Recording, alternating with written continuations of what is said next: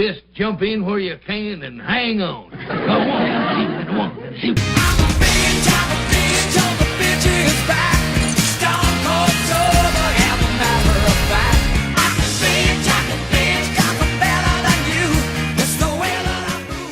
When we had Sergeant Tamarisi in jail, Obama could have called up and said, you know, he went the wrong way and he had difficulty in life. And he went the wrong way. The guy was in one of the worst jails in the world for a long period of time. He could have made a phone call to the head and say, you got to let him out. Obama never called. There was nothing. He was there for a long time. Remember how long he was there? Every night it was all about him. Just let him out. They were tweaking us. They were taunting us. They can't taunt me. Let him out. Now, if he said no, I said, that was a big mistake you made. Are you telling me, President of Mexico, you're telling me you're not going to let this guy out? Is that what you're telling me? And he'll say, let me think about it. And they'll go back and let him out. But in chance that he didn't, believe me, it won't be so pleasant for them, okay? Because it shows bad will. It shows ill will. Take good care of my business when I'm away every day.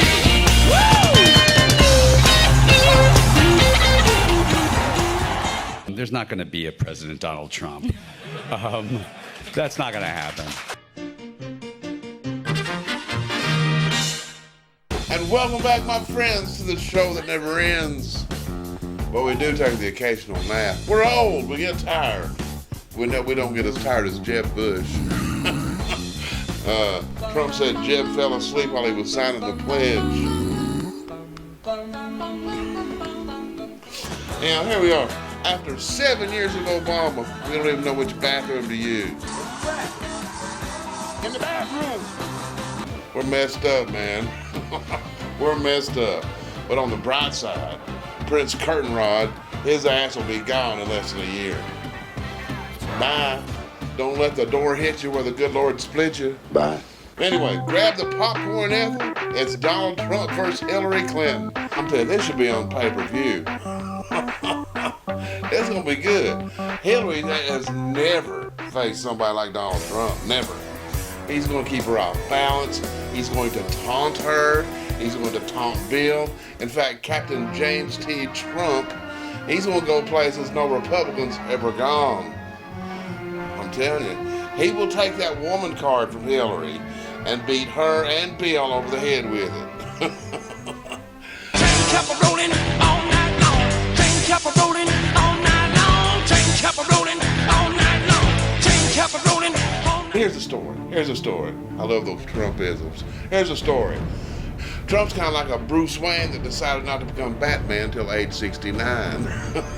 No joke. I mean, look, 3 decades ago, at the age when most politicians have already jumped into politics, Trump was asked if he'd ever run for president. He said it was nothing that he ever really wanted to do. But he left the door cracked. I just probably wouldn't do it, Oprah. I probably wouldn't, but I do get tired of seeing what's happening with this country. And if it got so bad, I would never want to rule it out totally. Well, things did get so bad, and lucky for us,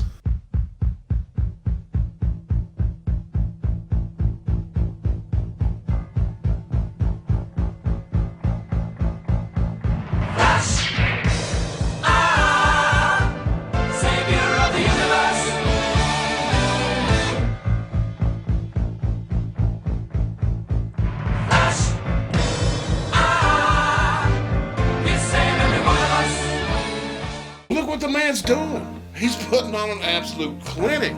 Aside from his platform of America First, what's been the primary theme of the Trump campaign? Winning big, right? Winning big. And what's he been doing? I rest my case. And welcome to Intellectual Froglegs.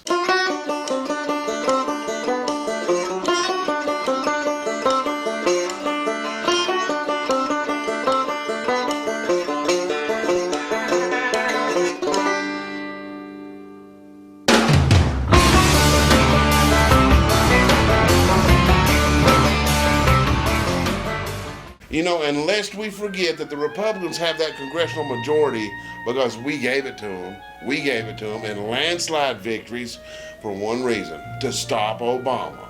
They had one job. And they didn't even slow him down. They helped him. Paul Ryan and those other Republican political hacks passed that ridiculous omnibus budget. Well, they even call it an omnibus because we got thrown under the omnibus. They threw us under the omnibus. I mean, they funded the entire Obama agenda throughout the end of his presidency. Obamacare, check. Amnesty, check. Go down the list. And these guys, they're questioning whether or not someone's good for America. They're questioning whether or not someone's conservative. You know, and it's these clowns like Paul Ryan and Mitt Romney and Lindsey Graham they're redefining conservatism, because apparently fiscal conservatism, which used to be the foundation of conservatism, is no longer even a required component, and it's been replaced by globalism, which has consistently failed our country, which has consistently failed America, while making other countries rich. And Trump's right. What's happened with China is like a magic trick, a big disappearing act. They took jobs from us. They're taking $500 billion from us this year alone, thanks to our ever-growing trade deficit, and we owe them over $1 trillion. This is your modern-day conservatism. Happiness is a warm gun. They haven't lifted a finger. They haven't reduced spending by a penny. They haven't cut a single regulation. You know, I have nothing in common with these people. I mean, the whole political spectrum's been blown out of hell. And new lines are being drawn. New allegiances are forming. But one thing, the most important thing is that the Americans are coming together. And when Americans start ignoring all these politics of division and stand together, we win. We win. United as Americans, blacks and whites and Hispanics and Asians and midgets. Are midgets a race? Discuss amongst yourselves, and we'll be right back. I'm not in love, so don't forget it. It's just a silly phase I'm going through.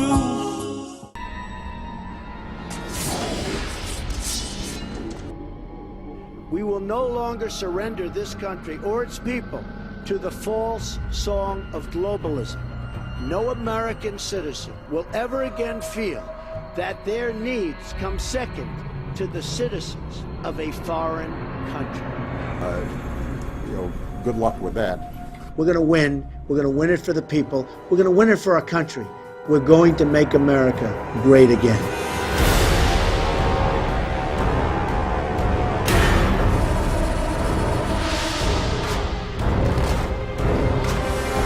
But Donald Trump's like Babe Ruth on steroids.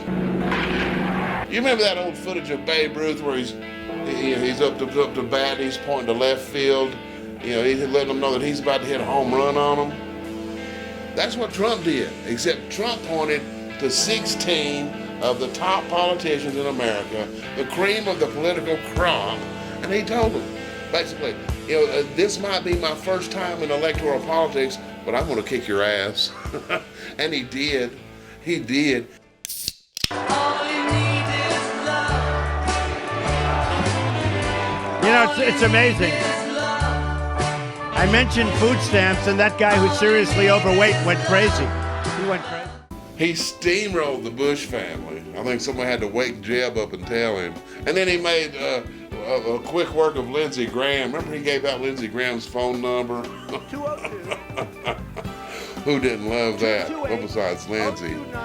But aside from the obvious fun factor, this has been the most brutal primary election season I've ever witnessed. Ever. And I'm glad it's over.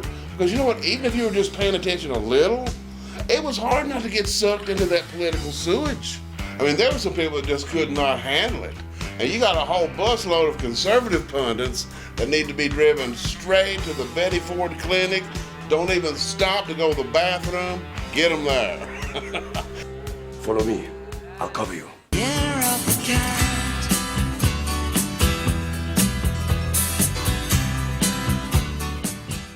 This is is a serious difference between us. And what I want to start by saying, it's not a laughing matter. 90 people on average a day are killed. When was America great? What is this time that he speaks of?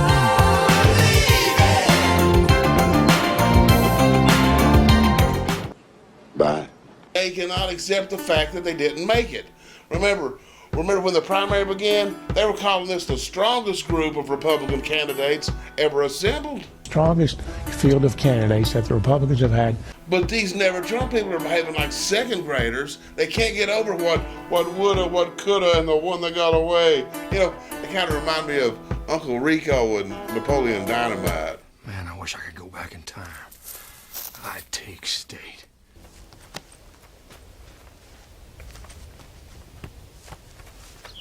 Hey, check that out.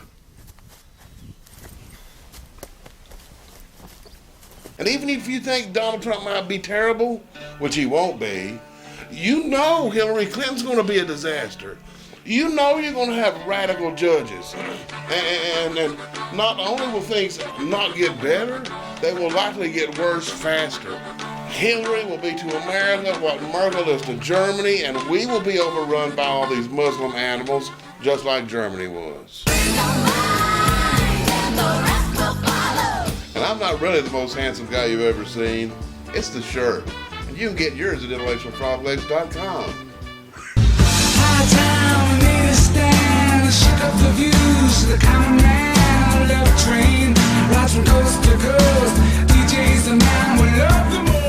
You know, one last thing on these pseudo-intellectuals, the never-Trumpers. You know, they don't even care that they're helping the Hillary campaign. They don't care. Their level of hatred is off the charts. Off the charts. I mean, it's kind of like these guys are to Donald Trump what Cindy Sheehan and Michael Moore were to George W. Bush. Like Mark Levin. What in the world has happened to this guy? I mean, he's hurt his career for a long time. And Bill Kristol, well, nobody liked him anyway. But then, little Ben Shapiro, little Benny, you're too young to be so angry. The angrier you get, the more you're looking like Damien.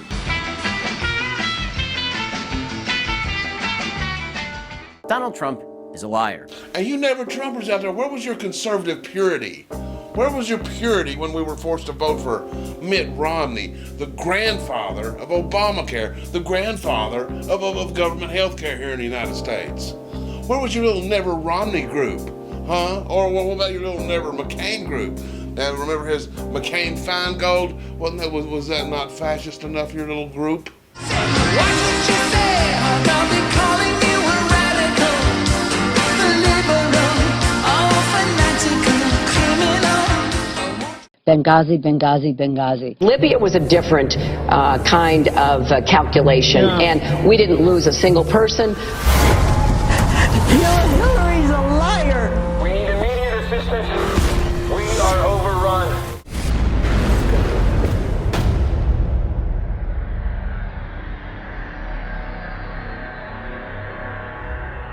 What difference at this point does it make?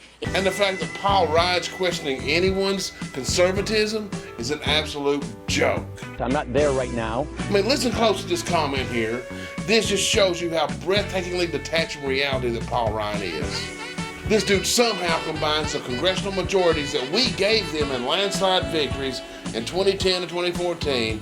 He somehow combines that with his disastrous short tenure as Speaker of the House, and he somehow combines these two unrelated events into one big winning streak for his definition of conservative principles. And I think we sometimes forget just how successful we've been. We have the biggest House majority since 1928. We have 54 Republican Senate seats. We have state legislative majorities and governorships that we haven't seen in years, in decades. And so we've done extremely well. Our party is enjoying success because we've unified around common conservative principles, common conservative principles, common conservative principles. This is complete nonsense uttered by a guy who is the epitome of a career politician. And in the meantime, you got Mitt Romney Noodles frantically searching for anybody or somebody to run as a third-party candidate. I understand he's been turned down by Mark Cuban, Dennis Rodman, and the Olsen twins.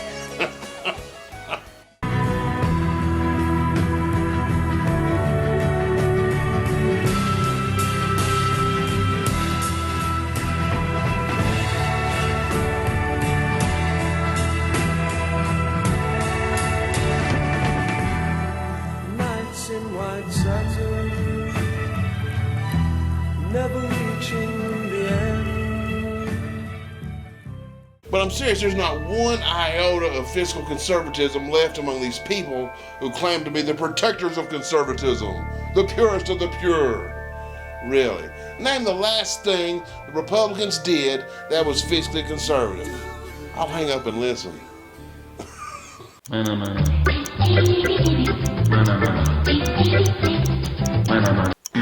No, I'm sorry, that answer is incorrect. I'm looking for a dish from Italy. Lawrence Orbach. Swedish meatballs.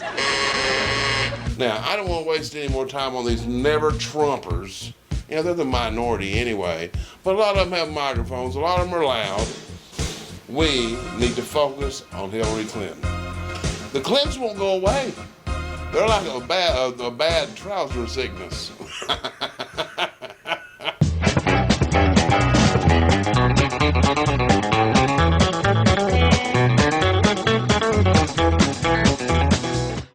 Only Hillary can bring us together as one nation, indivisible, with liberty and justice for all.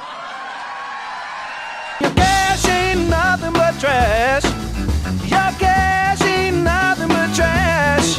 Your cash ain't. Well, we got to come together for this. All you anti-Trumpers, you never-Trumpers, we got to stop Hillary. We have got to stop Hillary. And now there's a lot of former never-Trumpers now, and nobody was as anti-Trump as Kurt Schlichter.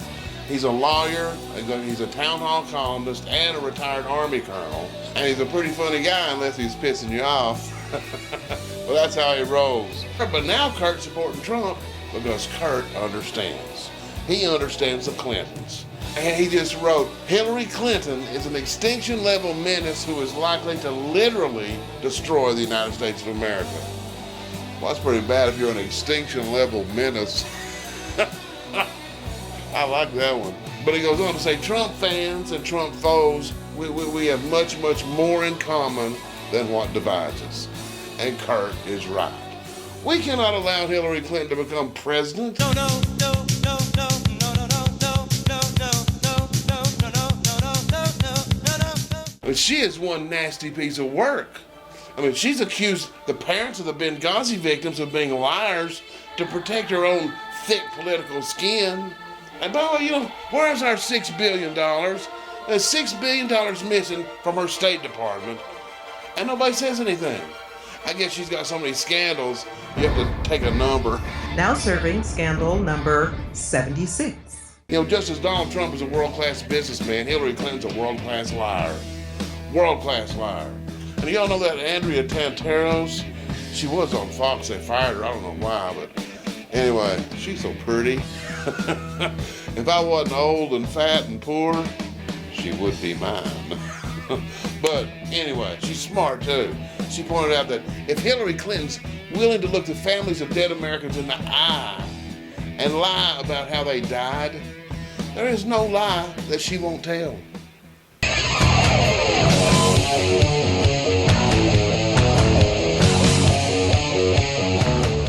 My name is Joe Biden, and I love ice cream. Your love gives me such a thrill.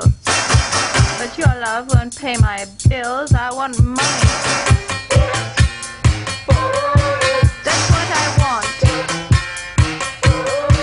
That's what I want. Are you prepared tonight to say that you've never had an extramarital affair?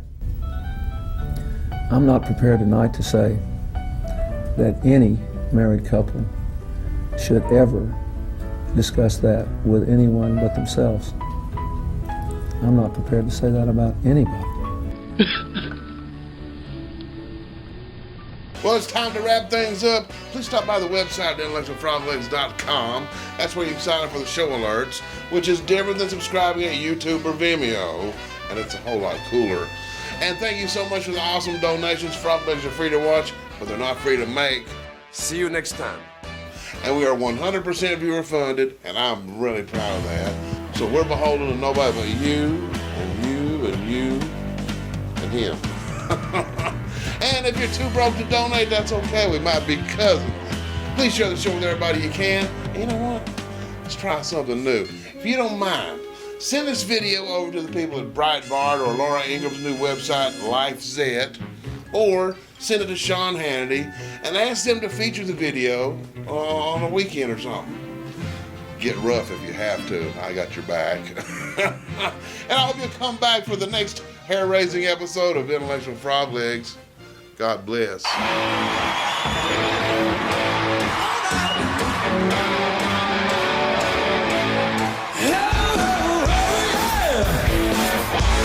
got a little stone in front of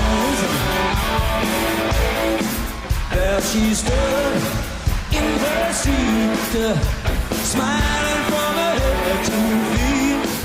I said, hey, what is this now, baby? Now, maybe she's in need of a kiss. I said, hey, what's your name, baby? Maybe we can see things the same. Now, don't you wait, hesitate. Let's move before they raise the pocket rate. Everybody say, all right, baby, it's all right. I'm not talking about tomorrow. All right, baby, it's all right.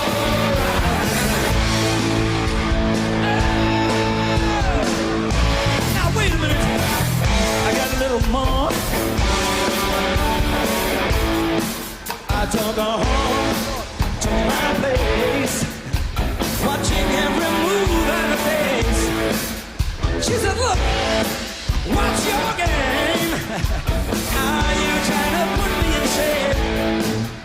I said, slow, baby, don't go so fast.